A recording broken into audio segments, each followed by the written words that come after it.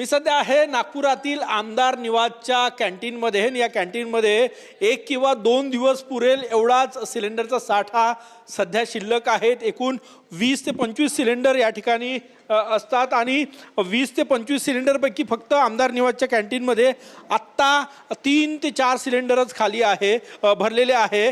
इतर सगळे सिलेंडर खालेली आहे आणि त्यामुळे आज एक दिवस किंवा उद्या पुरेल एवढाच सिलेंडरचा साठा सध्या आमदार निवासातील या कॅन्टीनमध्ये आहे। त्यामुळे मोठा फटका बसण्याची शक्यता आहे। रोज जवळपास 100 लोक या ठिकाणी जेवण करतात, नाश्त्याला लोक येतात। सर काय परिस्थिती आहे, काय सांगणार? अभी तो 4 ही है मेरे पास, अभी 2 दिन चलेगा। इसके बाद तो पता नहीं क्या होगा। अभी तो हमको तो मालूम भी नहीं है कि शॉर्टेज चल रहा है। अभी फिर कैसा करोगे? फिर देखना पड़ेगा गो गैस है क्या, इलेक्ट्रिक क्या है, वो तो देखना पड़ेगा। अभी कितना दिन चल सकते हैं सिलेंडर? 2 दिन ही चलेगा। अभी जो 4 सिलेंडर है मेरे पास अभी स्टॉक में।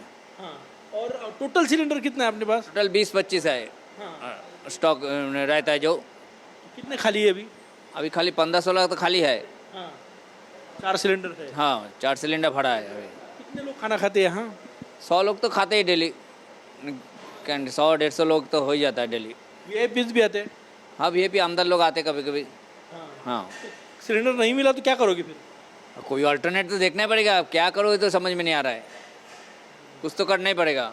नक्कीच आमदार निवासच्या कॅन्टीनमध्ये मी सध्या आहे आणि फक्त 3 ते 4 सिलेंडर यांच्याकडे आहे आणि तेवढे सिलेंडर 1 किंवा 2 दिवस पुरेल असं एवढंच सांगण्यात येत आहे। रोज 100 लोकांचं जेवण या ठिकाणी होतं। अनेक VVIPs येतात, तिथेही सिलेंडरचा तुटवडा जो आहे तो या ठिकाणी आपल्याला जाणवतोय। कॅमेरामॅन सचिन सयांसह गजानन उमाटे, TV9 मराठी, नागपूर।